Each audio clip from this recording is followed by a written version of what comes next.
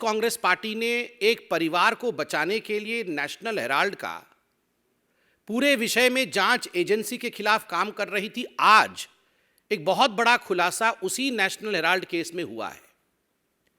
2013 का यह केस है, किंतु 1960 में कांग्रेस के अंदर ही 4 बार के उनके उत्तर प्रदेश के मुख्यमंत्री आदरणीय चंद्रभानु गुप्ता, जो उत्तर प्रदेश के 50 से 60 के दशक के बीच में एक बहुत बड़े लीडर हुए, नेता हुए, जो 4 बार के उत्तर प्रदेश के मुख्यमंत्री कांग्रेस की तरफ से रहे, अब उनकी एक किताब छपी है विगत वर्ष।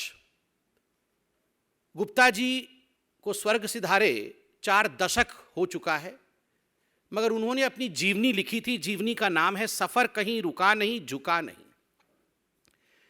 उनके इस जीवनी में जो उन्होंने दशकों पहले लिखा था, 60 के दशक में लिखा था, उनकी मृत्यु भी हो गई है, अब वो जीवनी छपी है। और उस जीवनी में जब नेशनल हेराल्ड के बारे में आप पढ़ेंगे तो अंग्रेजी में एक कहावत है, डेजा वू।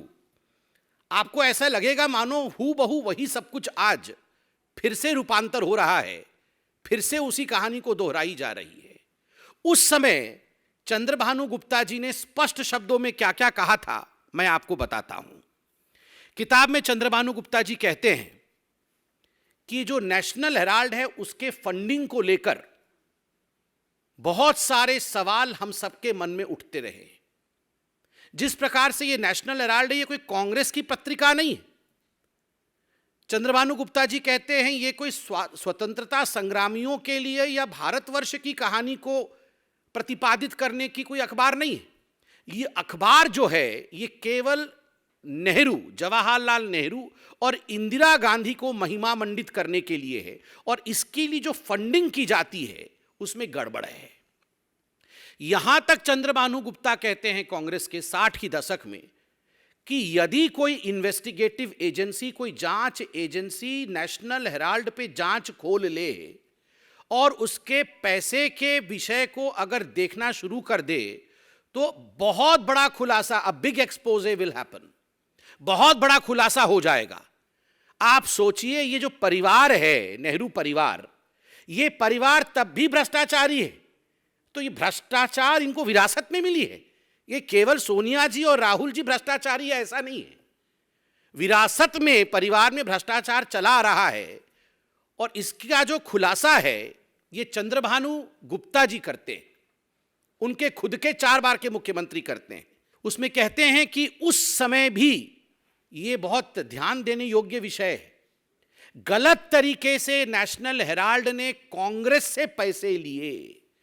जो पैसे लोगों ने कांग्रेस पार्टी को दिए थे, चंदा में दिए थे, डोनेशन में दिए थे, उस पैसे को नेशनल हेराल्ड में लगाया गया। सोच के देखिए, आज भी 90 करोड़ रुपए का विषय चल रहा है कि किस प्रकार से करोड़ों रुपए कांग्रेस पार्टी से गलत तरीके से, असंवैधानिक तरीके से, इलीगल तरीके से money was siphoned from the Congress party to the National Herald and from National Herald back to the mother and the son duo, the company called as Young India.